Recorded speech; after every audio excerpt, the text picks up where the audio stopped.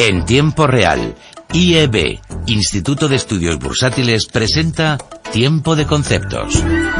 Seguimos en tiempo real, hora de definir, de explicar un nuevo término económico. Lucía Martín. En un momento en el que se sigue con especial atención todos los pasos que adoptan los bancos centrales mundiales, nos vamos a acercar hoy a uno de los más importantes, si no el que más, a la Reserva Federal. Para conocer mejor este organismo, hoy vamos a entrevistar a Paul Morán, que es profesor de Política Monetaria del IEB. Paul, muy buenas tardes. Muy buenas tardes, Lucía. Bueno, ¿qué es la Reserva Federal y cuándo nació este organismo? La Federal Reserve es uno de los bancos centrales del mundo que nació en 1913 en comparación con el Banco de Inglaterra, que es 1694, y el Banco de España, que es 1782. Entonces, los americanos han tenido una cierta reacción de dar control sobre el dinero, los tipos de intereses, la política monetaria exterior, comparando con los gobiernos, porque se desconfía del gobierno. ¿Cuál es su estructura? ¿Qué partes la conforman? Y a su vez, ¿cuáles son las distintas divisiones que tiene y cómo están formadas? Porque si no me equivoco, está la Junta de Gobernadores y luego además 12 bancos, ¿no?, de la Reserva por todo el país. Sí, entonces, Lucía, tienes razón. Tiene una junta de gobernadores en Washington, ¿no? Y después tiene 12 bancos de reserva, y esos bancos de reserva estaban en las ciudades más importantes en 1913. Entonces, decir, por ejemplo, no hay un banco de reserva en San Francisco ni en Los Ángeles, porque esas ciudades no eran tan importantes en términos de población o en términos económicos en esta época. Luego también me gustaría preguntarte cuántos miembros tiene la Reserva Federal y luego además siempre está en el punto de mira su presidente. ¿Cómo se elige a su presidente y cada cuánto se cambia el cargo? El sistema de Estados Unidos es de un lado un sistema que ha querido que los juntas de los gobernadores son independientes y del otro lado de una forma u otra controlado por bancos privados.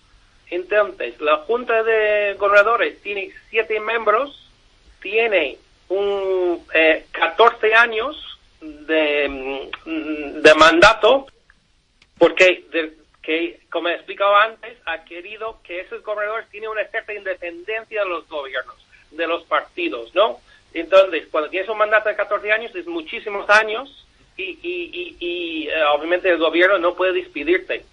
Del otro lado, en el Comité Federal, the Open Markets Committee, que toma las decisiones, hay participación de los bancos federales, de su estructura regional, porque Estados Unidos, en términos de territorio, es mucho más grande que Europa.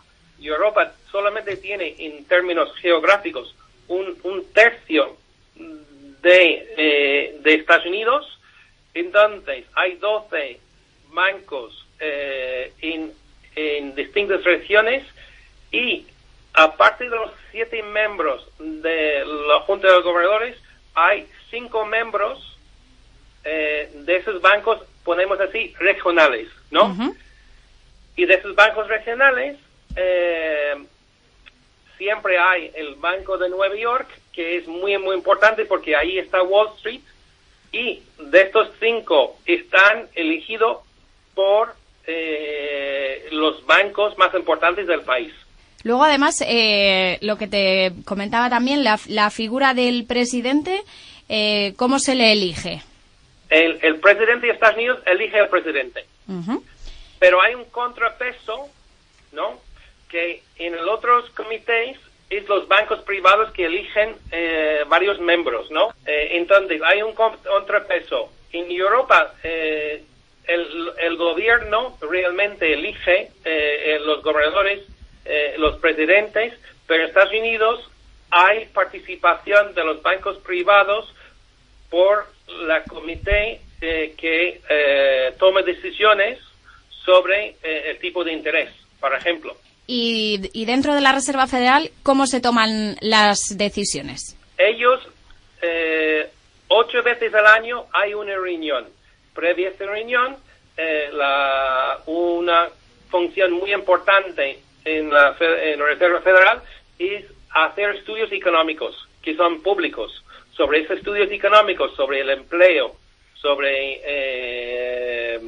cómo va la bolsa, etcétera, los miembros estudian estos estudios y después en el comité 8 veces al año se hace consultas y tiene que encontrar en estas reuniones una especie de consenso entre todos los miembros. ¿Y por qué se siguen con tanta atención a nivel mundial las decisiones que toma la Reserva Federal? ¿Por qué es tan importante? Porque el dólar es la única moneda que considera reserva.